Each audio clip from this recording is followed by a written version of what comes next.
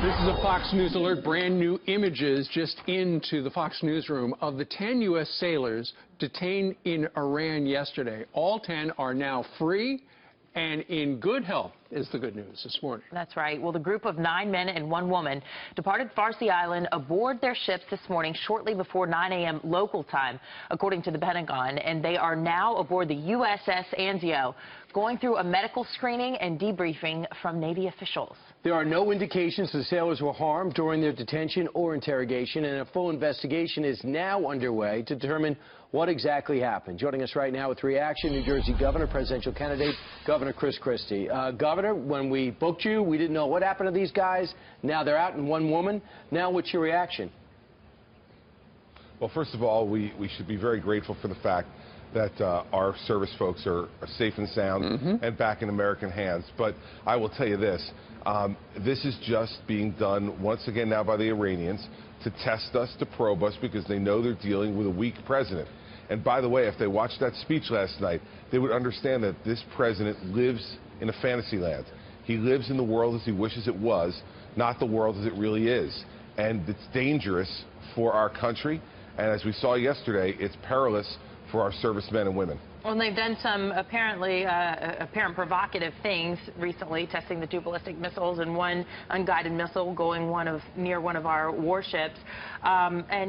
This morning, we're hearing reports. We knew that Iran had demanded an apology from the United States for a territorial waters violation, but the BBC is reporting that we gave it to them. Should we have done that, if that's true?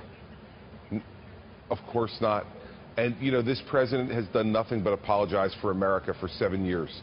And if it is true that America apologized to Iran for taking our servicemen and women, then that's outrageous. And it's also outrageous that the president didn't even mention these men and women in his State of the State speech last night. Yeah. Ask Americans to pray for their safety.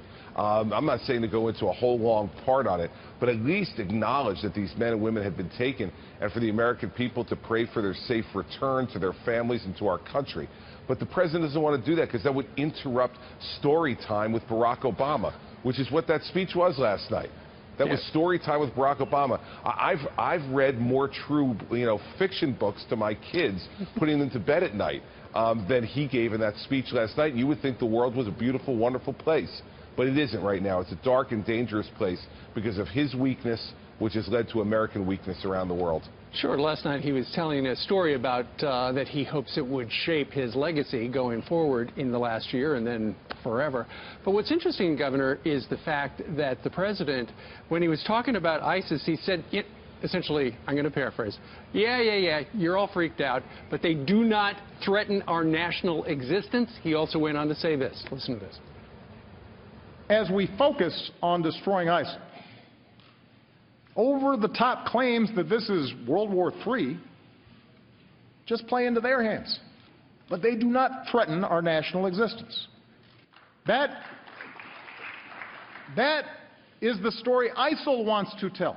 That's the kind of propaganda they use to recruit. We don't need to build them up to show that we're serious. And we sure don't need to push away vital allies in this fight by echoing the lie that ISIL is somehow representative of one of the world's largest religions. We just need to call them what they are, killers and fanatics who have to be rooted out, hunted down, and destroyed. What do you say to that? He went out on a limb and he called them killers and fanatics. That's a step in the right direction. Well, so glad to see the president had his Wheaties yesterday morning before he actually got out to give that speech so he could actually call people who are murderous thugs, killers, and fanatics. You know, he says they're not a threat. Let's tell that to the families of the 14 people who were killed in San Bernardino. Let's tell that to the 130 families who suffered from the murders in Paris. Let's tell that to the families from the attack in Turkey. This president just lives in his own world. And what we need is a president who understands this. And I spent 7 years before I was governor fighting terrorism. I'm the only person in this race who's actually done that.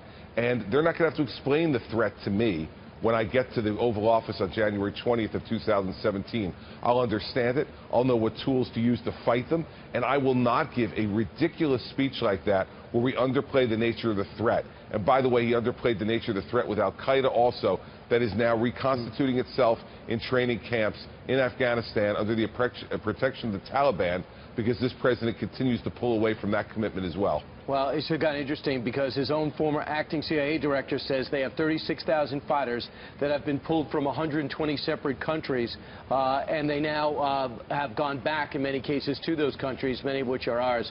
Real quick, Governor, what was the message in your State of the State address that the American people should take to think you're the right choice, because what you gave yesterday, for President of the United States? The big message was yesterday, two things, Steve. First I'm sorry, Brian. It's the first thing is this, that we are winning the war against heroin in our state because of the steps that we've taken, opening more treatment beds available for folks, changing the way the criminal justice system works. For the first time in 4 years, we had fewer overdose deaths in New Jersey in 2015 than the year before. Secondly, I made it very clear that we will take on the unions if they want to continue to force increased taxes and increased spending in New Jersey, and that I will stand and prevent it. As I prevented it for the last 6 years, I will do that again in 2016 as governor. Special interest public sector unions will not win in New Jersey for as long as I'm governor.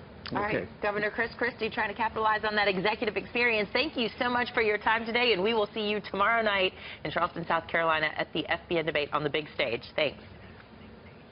Looking forward to it, Anna. Thank you very much. You betcha.